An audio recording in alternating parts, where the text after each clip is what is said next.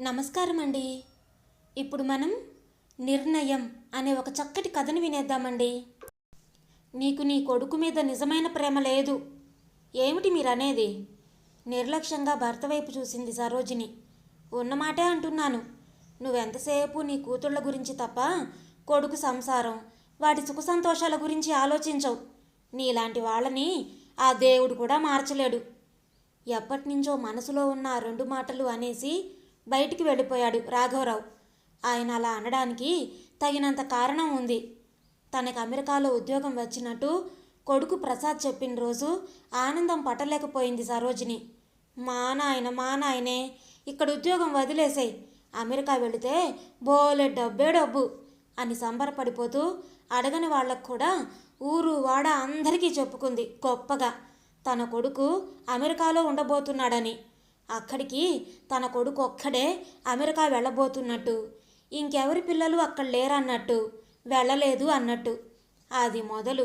అక్కడి నుంచి ప్రసాద్ ఫోన్ చేసినప్పుడల్లా ఆవిడ మాట్లాడే మాటలు ఒకటే. ఒరేయ్, పైసా పైసా కూడబెట్టు, నీ మీద ఖర్చు పెట్టుకోకు. 2 చెల్లెళ్ళు ఉన్నారు నీకు, వాళ్ళకి పెళ్ళిళ్ళు పేరంటాలు చేయాలి. నీ స్నేహితులెవరు ఇండియాకు వస్తున్నా వాళ్ళ చేత నాకు చెల్లెళ్ళకి బంగారం ఎప్పట్లానే కొని పంపిస్తూ ఉండు.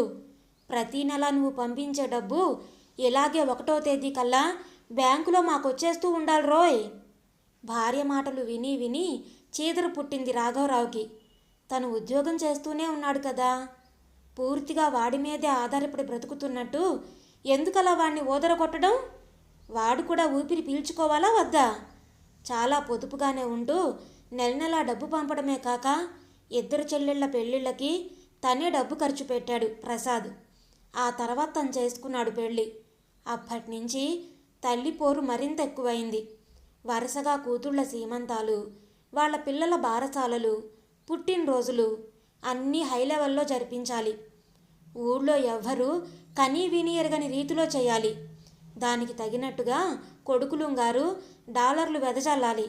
ఒరే, అమెరికాలో ఉన్నావు నువ్వు, నీ తాహతకు తగ్గట్టు మేమిక్కడ జరిపించాలి.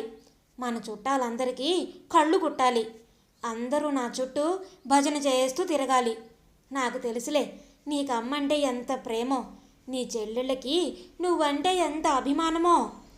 ముందరి కాళ్ళకి బంధం వేసేది అన్నగారు పంపించే డబ్బు కోసం తప్ప నిజంగా ఆ చెల్లెళ్ళ మనసులో అన్న మీద ప్రేమ పొంగిపోవట్లేదు అన్న సంగతి రాఘవరావుకి మాత్రమే తెలుసు.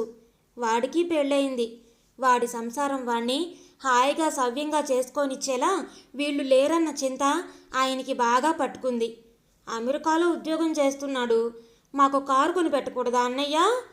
తల్లి దగ్గర పెద్ద కూతురు రమ గారాలు పోయిందో రోజు.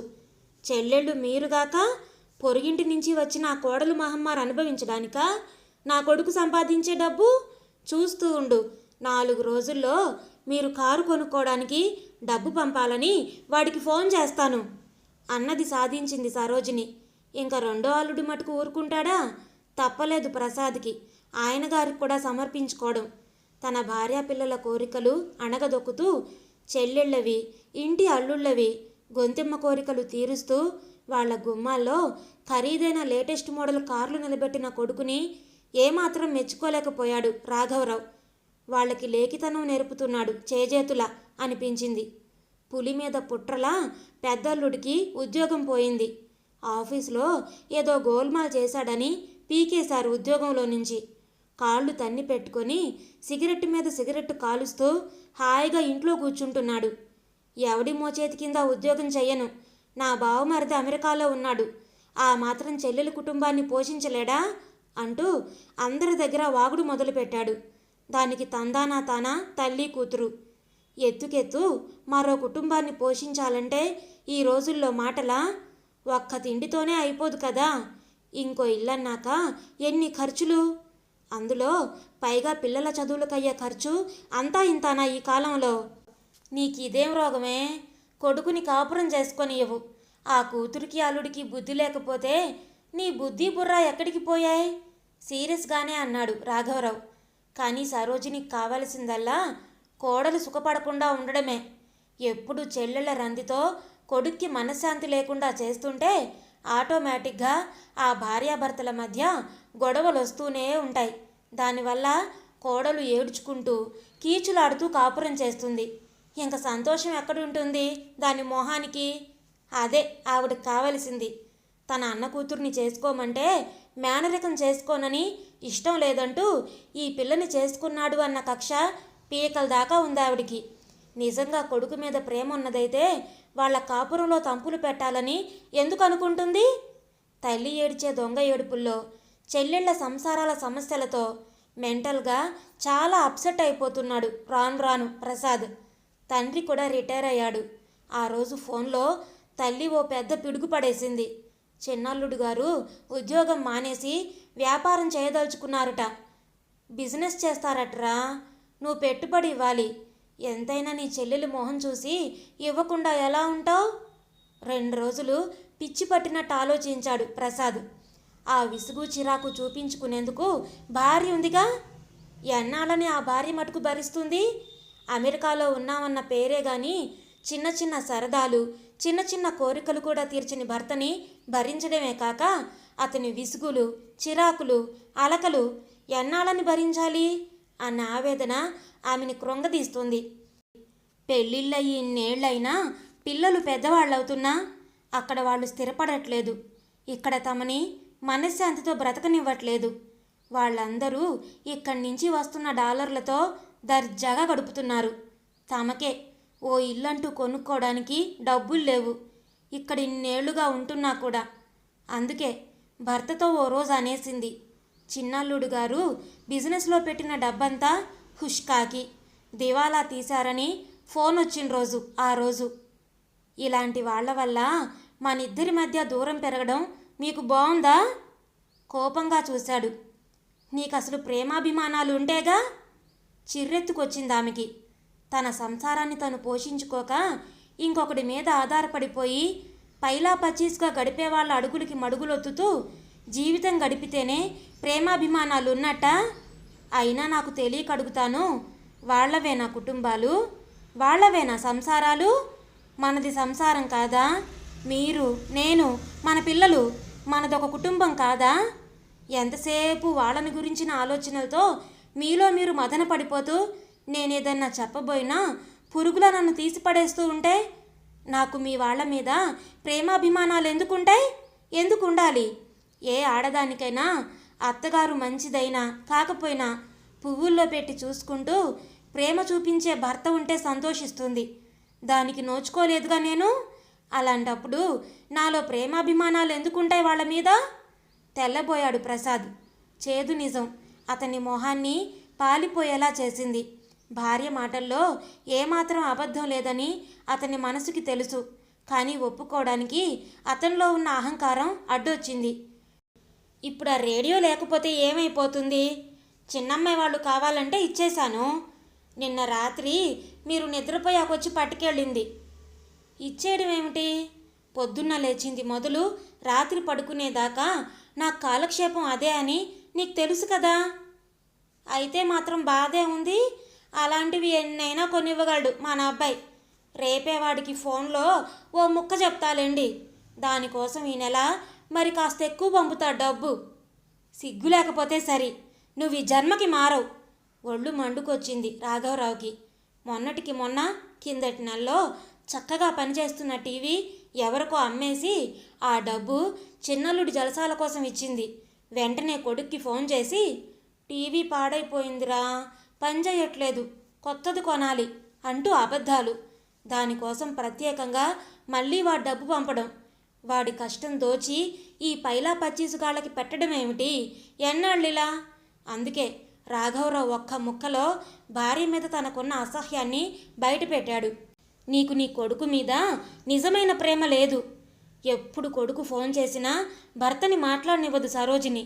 మొదట్నుంచి చివరి దాకా కూతుళ్ళ కాపురాలకి ఇంకా ఏమేం కావాలో, వాళ్ళ పిల్లల చదువులకి ఇంకా మంచి మంచి పెద్ద స్కూల్స్లో కాలేజీల్లోకి మార్పించాలి, డొనేషన్లు ఇంతింత కావాలి గుర్తుపెట్టుకో అంటూ లిస్టు చదవడం. మధ్య మధ్యలో కొడుకుని ఐస్ చేస్తూ వారు పొంగిపోయి బుట్టలో పడేలా మాట్లాడుతూ భర్త చేతికి మాత్రం ఫోన్ ఇవ్వదు. ఆ రోజు రాఘవరావు అదృష్టం, సరోజిని పక్కింటి వాళ్ళతో గుడికెళ్ళింది. ఆ సమయంలో వచ్చింది ఫోను. ఎలా ఉన్నావురా? కోడలు పిల్లలు ఎలా ఉన్నారు? మేం బాగానే ఉన్నాం నాన్నగారు. ఒరే, నిన్ను పిచ్చివాణ్ణి చేసి ఆడిస్తున్నారా మీ అమ్మ చెల్లెళ్ళు కలిసి. వెర్రి వెంగళప్పలా పెంచిందిరా మీ అమ్మ నిన్ను. దేనికైనా ఒక హద్దు అంటూ ఉంటుందిరా. ఏమిటి నాన్నగారు? అవునరా, సొంత ఇంట్లో ఉంటున్నాం మేమిద్దరం. అద్దె కట్టే పని లేదు. నెలకింతని మాకు సరిపడా నువ్వు పంపుతున్నావు. హాయిగా కడుపులో చల్ల కదలకుండా సుఖంగానే ఉన్నాం కదా. అయినా కూడా మిమ్మల్ని మనశ్శాంతిగా బ్రతకనివ్వడం దానికి ఇష్టం లేదురా. అపాత్రదానం చేస్తున్నావు నువ్వు. తప్పు నా మీదకి తోస్తున్నారా నాన్నగారు? అవునరా, మొట్టమొదటి తప్పు మీ అమ్మది. ఆ తప్పుని మొదట్లోనే తుంచేయకపోవడం నీ తప్పు. మొక్కై వంగనిది మానే వంగుతుందా? నీ చెల్లెళ్ళు మీ అమ్మ నోరు తెరిస్తే అబద్ధాల పుట్టలు. వాళ్ళ గురించి ఇలా చెప్పవలసి రావడం నాకు బాధగానే ఉంది. కానీ నిజానిజాలు నీకు తెలియాలి. ఇప్పటికే చాలా ఆలస్యమైంది. వాళ్ళ తప్పులు వాళ్ళు దిద్దుకొని జీవితపు విలువలు తెలుసుకొని మసులుకోవాలన్న జ్ఞానం వాళ్ళకు కలగనివ్వట్లేదు నువ్వు. అతి మంచితనం కూడా ఒక వ్యసనం కిందకే వస్తుంది నా దృష్టిలో. సోమరిపోతుల మీద చూపించకూడదు మంచితనం. అతి వినయం దూరత లక్షణం అన్నారు పెద్దలు. నీ బావగారుల పట్ల నువ్వు చూపించే వినయాలు ఆ కోపకి చెందినవిగానే కనిపిస్తున్నాయి నాకు. ఇలా అన్నందుకు నీకు కోపం వచ్చినా సరే నేను చెప్పాల్సింది చెప్పాను. నాన్నగారు, ఇంకా ఉందిరా అసలైన ముఖ్య విషయం చెప్పాల్సింది. మీ చెల్లెళ్ళు వాళ్లతో వీళ్లతోనూ ఏం చెప్పుకుంటున్నారో తెలుసా? మా సంసారాలకి డబ్బు పంపిస్తూ మా శ్రీవార్లకి సోమరితనం అలవాటు చేశాడు అన్నయ్య. అందుకే మా సంసారాలు అలా ఏడ్చాయి. అక్కడేమో తను హాయిగా ఉన్నాడని చెప్తున్నారు. ముగ్గురు కలిసి నాటకాలు బాగానే ఆడుతున్నారు. అన్నగారి వల్లే వాళ్ళ కాపురాల్లో సుఖం లేకుండా పోయిందని నలుగురు అనుకోవాలి అన్న దుర్మార్గపు ఆలోచన వాళ్ళది. ఇప్పుడు చెప్పు, తప్పు ఎక్కడ మొదలైందో? ప్రసాద్ చేతిలో ఫోన్ బిగుసుకుంది. చెక్కబొమ్మల్లే నిలబడ్డాడు. కళ్ళల్లో నీళ్ళు ఒక్కటే తక్కువ. నా తప్పు నాకు ఇప్పటికి అర్థమైంది నాన్న. గొంతులో సన్నగా పశ్చాత్తాపం ధ్వనించింది. ఇన్నేళ్లుగా ఈ నిజం నీతో చెప్పుకునే అవకాశం నాకు రాలేదు. ఇప్పుడు చెప్పాక నా మనసు తేలిగ్గా ఉంది. రెంటికి చెడ్డ రేవడిలా ఉంది నా బ్రతుకు. మీ కోడలు మంచి మనసుతోనే నాకు అర్థమయ్యేలా ఎంతో చెప్పాలని ప్రయత్నించింది ఇన్నాళ్ళు. కానీ నేను మూర్ఖుణ్ణి కాబట్టి తను అసూయతో ఈర్ష్యతో చెప్తుందనుకున్నాను. ఇప్పటికైనా బుద్ధి తెచ్చుకొని వాళ్ళ బతుకులు వాళ్ళు సరిదిద్దుకుంటారో మానతారో వాళ్ళకే వదిలే. మరి వాళ్ళ బ్రతుకు తెరువుకి మార్గం? నువ్వు ఆ సంసారాల్ని పోషించడం మానేస్తేనే వాళ్ళ బ్రతుకు తెరువుకి మార్గాలు వాళ్ళు చూసుకుంటారు. ఇంకో విషయం చెప్పాలి నీకు. నువ్వు విదేశంలో ఉన్నావు కాబట్టి నన్ను అమ్మని ఇక్కడ చూసుకోవాల్సింది వాళ్లే కదా అన్న అభిప్రాయాన్ని మొహమాటాన్ని నీ మనసులో నుంచి తీసేసాయి. ఈ ఇల్లు ఒక పోర్షన్ తాళం పెట్టుకొని మనకిందే ఉంచుకొని మిగిలిన భాగం అద్దెకిచ్చి ఆ వచ్చే అద్దె డబ్బు నెల నెలా నువ్వు పంపించే డబ్బు పెట్టుకొని మాకు నచ్చిన ఏ ఆశ్రమంలోనూ ఉంటే ప్రశాంతంగా మా జీవితం గడుస్తుంది. ఈ వయసులో కావలసింది ప్రశాంత జీవనం. సమస్యలు కొని తెచ్చుకుంటూ దెబ్బలాటలు గొడవలు పెంచుకుంటూ పోయే జీవితం కాదు. ఎవరికైనా సరే పెద్ద వయసులో కావలసింది ఆధ్యాత్మికత, ప్రశాంతత. ఆ రెండు వాటంతటా అవి పరిగెత్తుకుంటూ మన దగ్గరికి రావు. మనసు తలుపులు తెరిచి మనమే వాటిని ఆహ్వానించాలి. కాబట్టి నువ్వు నా నిర్ణయాన్ని కాదనుకు ప్రసాద్. తండ్రి అభిప్రాయంతో మనస్ఫూర్తిగా ఏకీభవించాడు ప్రసాద్. విన్నారు కదండి, ఈ కథ మీకు నచ్చిందా? నచ్చితే లైక్ చేయండి, షేర్ చేయండి. అలాగే మీ విలువైన అభిప్రాయాలను కామెంట్స్లో తప్పకుండా తెలియచేయండి. ఇలాంటి మరెన్నో మంచి మంచి కథలు వినడానికి మన ఛానల్ని తప్పకుండా సబ్స్క్రైబ్ చేసుకోండి. మరొక మంచి కథతో మళ్ళీ కలుద్దాం. అప్పటి వరకు ఉంటానండి.